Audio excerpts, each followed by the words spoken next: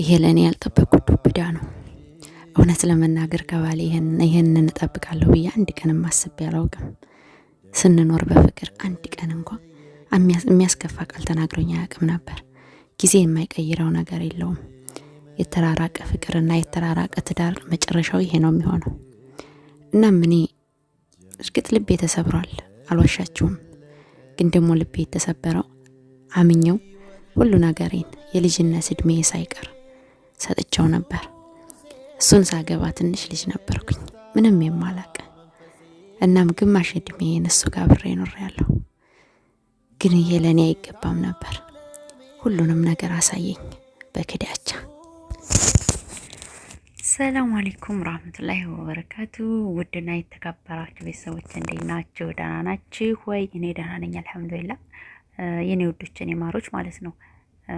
እንግዲህ ልንገራችሁ የመጨረሻ ጊዜ ልንገራችሁና በኮሜንት በነገራችን ላይ ያው ብዙ ሰዎች አላመንም ምናምን ባልሽ ማስረገዙን አላመንም ምናምን ትላላችሁ። በነገራችን ላይ ማለት ነው ውዶች የማሮች ማስረገዙ እንዳለ ይሁንና ማለት ነው የሱ ማስረገዙ ብቻ አይደለም ጎልቶ ሊታያችሁ የሚገባው። አንቺ እየተንከራተትሽ ምናምንም የምትሉ ልጆች አላችሁ፣ በውስጥም ሪከርድ የምታደርጉ ልጆች አላችሁ። ጠቅለል አድርጌ ልንገራችሁ በነገራችን ላይ ማለት ነው የምር ሀዩዬ ቢያገባብሽ እኮ እስካሁን እሪቴ ነበረ፣ ያዙ ይልቀቁት ነበረ፣ ራስሽን ትጤ ነበረ፣ በጣም ተናደሽ ነበረ፣ ታለቅሽ ነበረ፣ ፍኝ እምባሽን ስዘረግፊው ነበር የምናየው ለምትሉኝ ማለት ነው።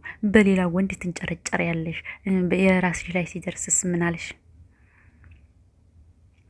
በቲክቶክ በተለይ የምጽፉልኝ እህቶቼ ማለት ነው መቼም አያደርገውም ለምትሉ ሰውን ማመን ከባድ ነው። እኔም እንደናንተ ድብና አድርጌ አምነው ነበረ።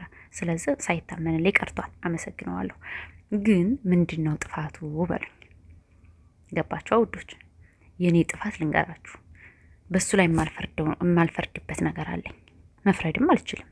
ለምን አትሉኝም? እርግጥ በእኔ ህይወት ብዙ ሰው ገብቷል፣ እንደነገርኳችሁ በጣም ብዙ ሰው ይገባን በእኔ ህይወት። ግን እኔ ለሰው ሳይሆን ለራሴ የማየው ነገር ነው። ልጅ ከሆነ ይወለዳን፣ ወደፊት የሚሆነውን ነገር አብረን እናያለን። ሊያጣሉንም ከሆነ ወደፊት የሚታየው ነገር ይሆናል። ገባችኋ? የሚሆነው ነገር ይሆናል ወደፊት። ምንም መቸኮል ምናምን አያስፈልግም። አሁን ላይ እሪም አልኩኝ፣ ተሳደብኩኝም፣ ምንም አልኩ። ግን የማይገርማችሁ ነገር በውስጥ ራሱ እሱን ምንም አላልኩትም፣ ምንም አልሰደብኩትም፣ ምንም አላልኩትም። በነገራችን ላይ ቀድሞ ስልኩን ሽጧል። የዛ አንድ ቀን የጠየቅኩት ቀን የዛን ቀን ከዚያ በኋላ ስልኩን ሽጧን አተገናኝተን አናውቅም። ስልኩን ሽጦታን ማለት ነው። ያው ነገሩ እንደጠና አውቆ ነው የሸጠው ብዬ ያው ሰይጣንም ምንም አብሮ ተገፋፋ። ዝሮ ጠረጠርኩት። ሲቀጥል ነገር እኔ ምንድን ነኝ? እኔ የት ቦታ ነኝ? እኔ በነገራችን ላይ ከበደልኩት አንጻር ይሄ ቀላል ነው። ለምን በሉ አንቺ አረብ ቤት እየተንገላታሽ ለምትሉኝ እህቶቼ ሂጂ ብሎኝ አላከኝም። ሂጂ ብሎ አላከኝም። ወንድ ልጅ ምን ይፈልጋል? ወንድ ልጅ ምን እንደሚፈልግ ታውቃላችሁ? ክብር ይፈልጋል። እኔ ግን በሰዓቱ አላከበርኩትም። አሁን ላይ ቆም ብዬ የኔ ጥፋት ምንድን ነው? ይሄን ቢያደርግ ምንድን ነው የሚያናድደኝ? የኔ ጥፋት ምን ላይ ነው ብዬ ራሴን ስፈትሽ ግን ጥፋቱ የኔ ነው የሚበልጠው። ለምን አትሉም?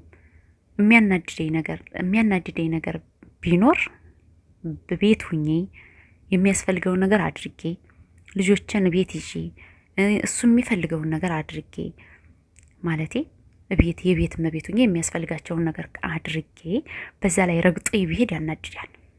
እኔ ግን የት ነኝ? እሱ የት ነው? በዛ ላይ ደግሞ አልፈልግህም ብዬ በጸብ ተመናጭቄ ነው የመጣሁት። ምንም ይሁን ምን ወንድ ልጅ ክብር ይፈልጋል። እኔ ግን ሁሉን ነገር ጨርሼ ፕሮሰሴን ጨርሼ ሁሉን ነገር ጨርሼ ሪፖርት ስደርስ ነው ቻው እየሄድኩ ነው አውሮፕላን ልገባ ነው ብዬ ነገርኩት። የዛን ሰዓት ነው። አስቡት ምን እንደሚሰማችሁ በራሳችሁ ላይ አድርጋችሁ ማሰብ አያቅታችሁም። ስለዚህ እዚህ ድረስ ነኝ። እኔ የሚያስፈልገውን ነገር ስላላደረኩኝ ይሄን ሰውዬ ለምን ሄድክ፣ ለምን እንደዛ አደረክ፣ ለምን ወጣህ፣ ለምን ገባህ ማለት አልችልም። ያንን ማለት ከፈለኩኝ እቤቴ ቁጭ ብዬ በስነ ስርዓቱ ባሌን መንከባከብ፣ ከዛ በኋላ ረግጦ ሲሄድ የዛን ሰዓት የራስን ጉዳይ ይባላል። አሁን ግን ጥፋቱ ሙሉ በሙሉ የኔ ስለሆነ ምንም መናገር አልችልም ብዬ ሳኩኝ። ያለፈውን ነገር እንዳለ ትቼ ወደፊት ነው ማየት ያለብኝ ማለት ነው። ወደፊት የሚታይ ነገር ነው ይሄ። ስለዚህ ምንም ማዘን አያስፈልግም። እና ደጋግማችሁ እውነት ቢሆን እኮ እስካሁን ጨርቅሽን ትቀጅ ነበር። አልቀድም። ለምን እቀዳለሁ እንዴ? በጣም እኮ አስባለሁ፣ በጣም እኮ አገናዝባለሁ። ምን አስባችሁ ነው? ስለዚህ ምንም ነው ለኔ ገባችኋ? ይሄ ለኔ በጣም ተራ ነገር ነው እና እሱም እኮ የራሱ የሆነ ምክንያት ይኖረዋል። ገባኝ። መናደድም አልፈልግም። ለምናደድ ያለው እሱ ብሄር ሌላ ይመጣል ከፈለኩ ማለት ነው። ግን እኔ አልፈልግም ዋናው ነገር። ስለዚህ የሰራሁትን ሰርቼ አላማዬን አሳክቼ ከልጆቼ ጋር ሰላም መኖርን ነው የምፈልገው ማለት ነው። አሁንም አገር ገብቼ ከልጆቼ ጋር ሰላም መኖርን ነው የምፈልገው እንጂ እንደዚህ የችኩል ውሳኔ ወስኜ የሆነ ነገር ማድረግ አልችልም። ገባችኋል? ግን አሁን የምለው ቅርብ ስለሆነ መቸኮል አልፈልግም ማለት ነው እና ይሄን ይመስላል። እኔ ያው አንዳንድ ጊዜ ክፍተት የሚፈጠረው ሰው አብሮ ካልኖረ ክፍተት ይፈጠራል በማንኛውም ሰዓት ላይ። ስለዚህ እናም ደግሞ እኔ ቸግሮኝ ብመጣ እምበላው አጥቼ ብመጣ የቤት ኪራይ አሰቃይቶኝ ብመጣ ያኔ የሆነ የምትፈቱት ችግር ትልቅ ችግር ሰው የሚበላው ካላጣ የሚኖርበት ቤት ካላጣ የሚሰረፍበት መስሩፍ ካላጣ እኔ ወላሂ ቤቴ ሙሉ ነው ሀቂቀተን ማለት ነው። ያጎደለብኝ ነገር የለም። በዚህ ወጣሽ በዚህ ገባሽ አይለኝም። ባህሪው በጣም መሬት ነው። እኔ የፈለኩትን ነገር ማድረግ ሰው ነኝ።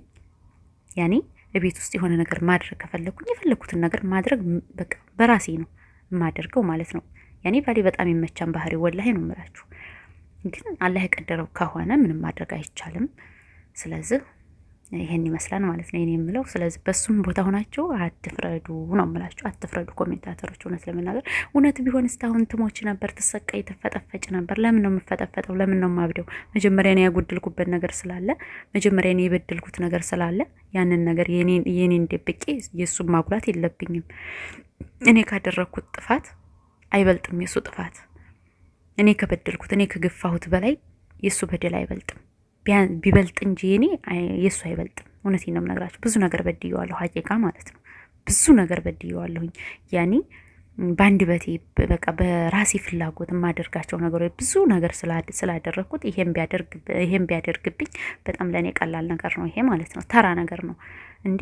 ሁልጊዜ ይሄ ሰውዬ እኮ እኔ ጋር አብሮ አልተላተመም በነገራችን ላይ። ስለዚህ ያው እንግዲህ የሚሆነው ወደፊት አብረን የምናየው የሆነን። ሰላማችሁ ይብዛ። ለማንኛውም ወይኔ ሀዩ ያንቺ ህይወት እንደዚህ ከተበላሽ የኛ ህይወት ምናምን ለምትሉ ለምትጠራጠሩ ያዘናችሁም የምትወዱኝ የሚያዘናችሁ ያው ዝሮ ይሄን ይመስላል ያለው ነገር ማለት ነው። ወደፊት የሚሆነውን አብረን የምናየው ይሆናል። ወደፊት ያለው ቅርብ ነው፣ ወደኋላ ያለው ሩቅ ነው የሚባለው ነገር አለው እና ስለዚህ ወደፊት ያለው ቅርብ ነው። እናየዋለን። ሁሉንም ልጅ ከሆነ መልሶ አይዋጥም። እናየዋለን ወደፊት እላችኋለሁ። ጓደኞቼ ለምታስቡልኝ ለምትጨነቁልኝ ሁሉ ከልብ አመሰግናለሁ። ሰላም አለይኩም ወራህመቱላሂ ወበረካቱ። ሳይመሽ እንድነቃ